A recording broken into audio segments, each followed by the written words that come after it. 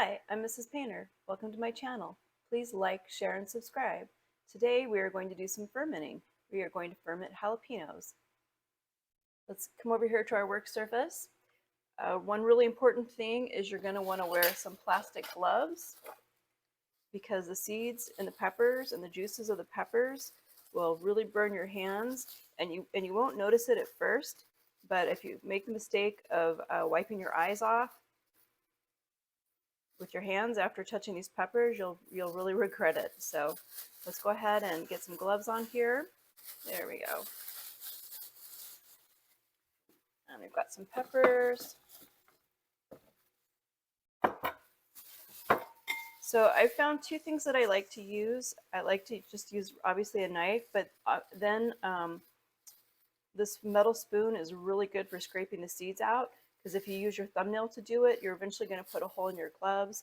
You'll need to change your gloves and you'll be getting that pepper juice underneath your skin. So that recommendation. I'll start by just taking the tops off of all of them. And this is a really fun, fast thing. This doesn't require a lot of time or preparation.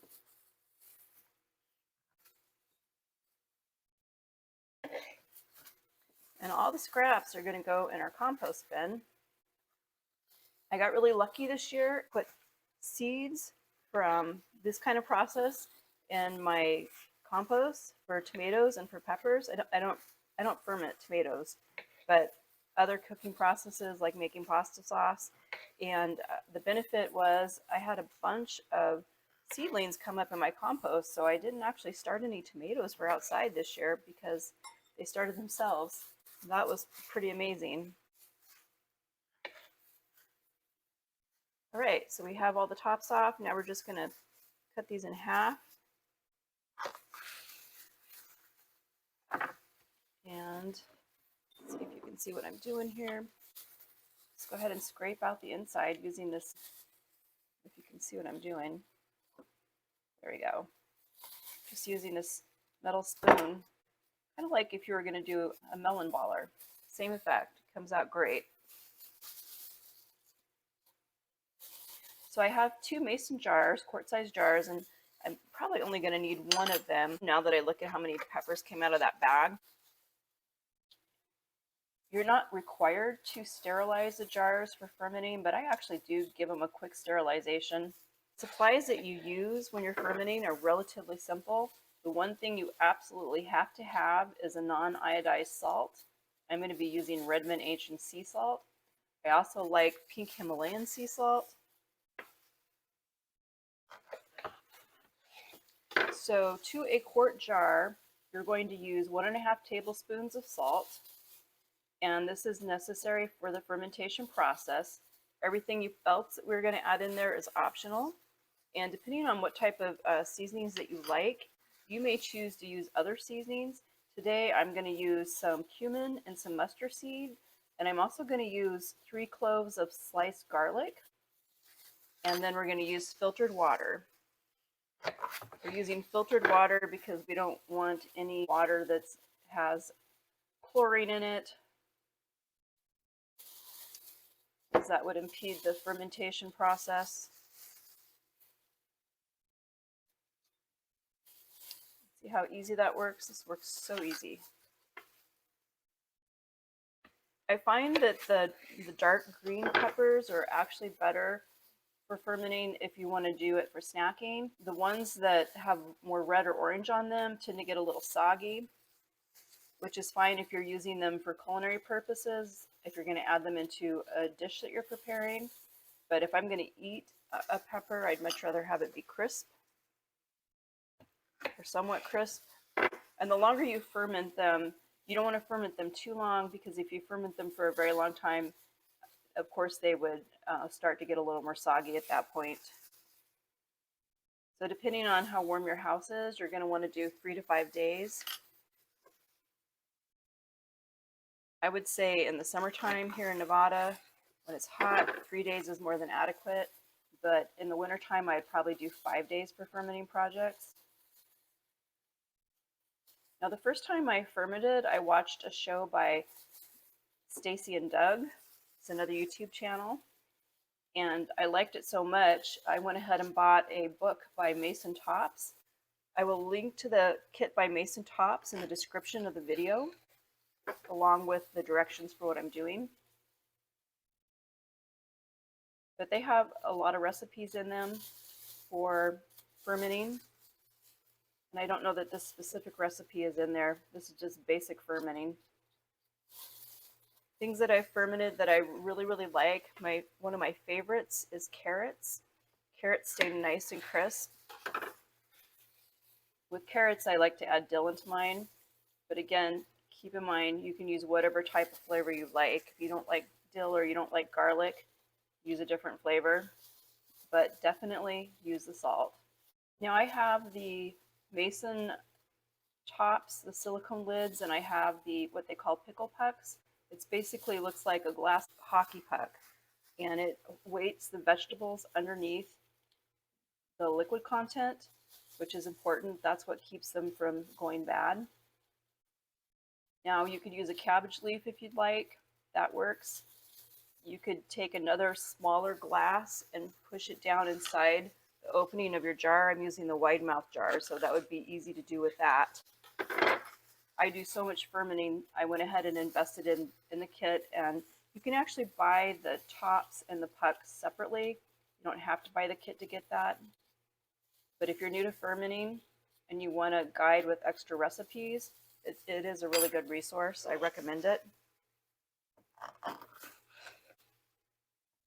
My peppers in the garden are just now setting on, so I'm using some that I bought at the store for this project, but I will be doing some pickled jalapenos later in the fall using my own jalapenos and peppers. I have a mixture. I have jalapenos and serrano peppers.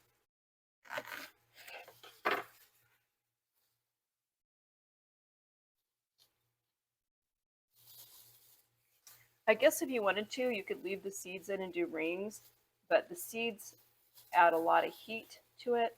I personally prefer to take the seeds out. All right, let's set our bowl aside. Let's get our jar over here so you can see what I'm doing. And I'm just going to give these an additional cut. So basically, I'm quartering them. And one thing that I really like about the fermented peppers, if I was walking through the garden and I picked a pepper, a jalapeno pepper, it's hot enough that I personally would not be able to eat it. But these fermented peppers, they're still hot, but it mellows the heat and it adds a lot of flavor to them.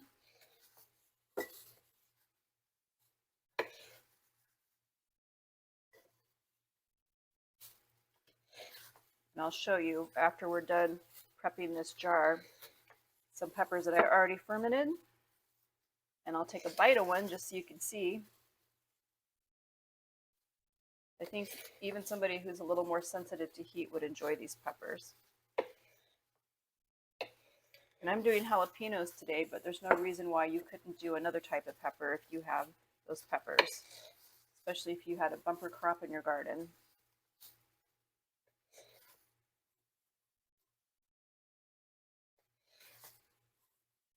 Right, now that we're done with the peppers, I can go ahead and take my gloves off.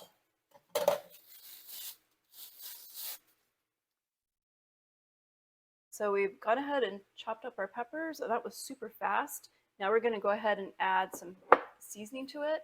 Let's go ahead and add in 1.5 tablespoons of this Redmond Sea Salt.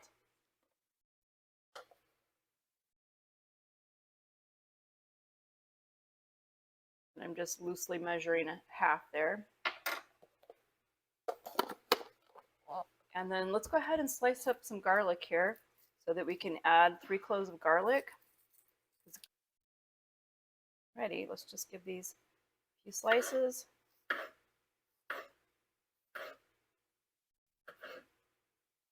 I'm just making thick slices.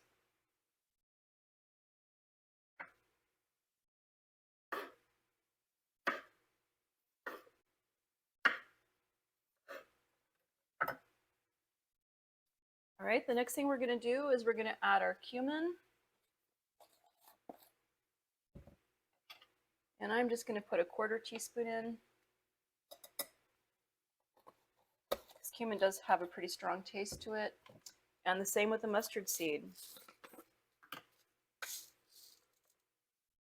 And I do buy my spices in bulk, it saves money.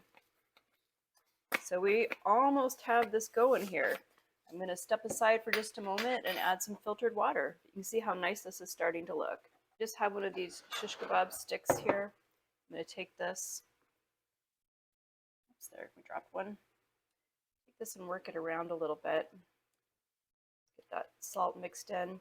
I added the seasoning to the top so that when we added the water that it would filter down through the vegetables. Okay, now we're ready to add in our pickle puck, little glass puck there. We're going to put a silicone lid on there.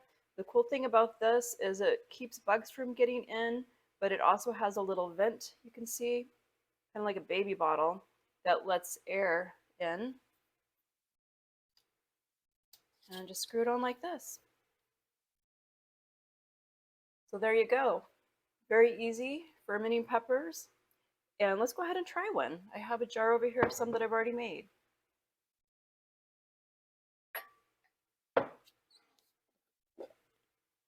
These lids are fabulous if you do a lot of food preservation in these jars.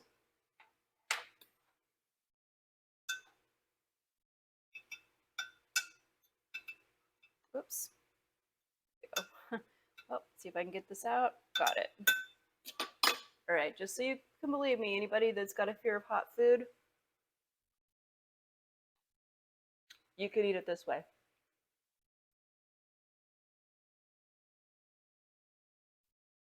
Hope you enjoyed the video today. Thanks for watching.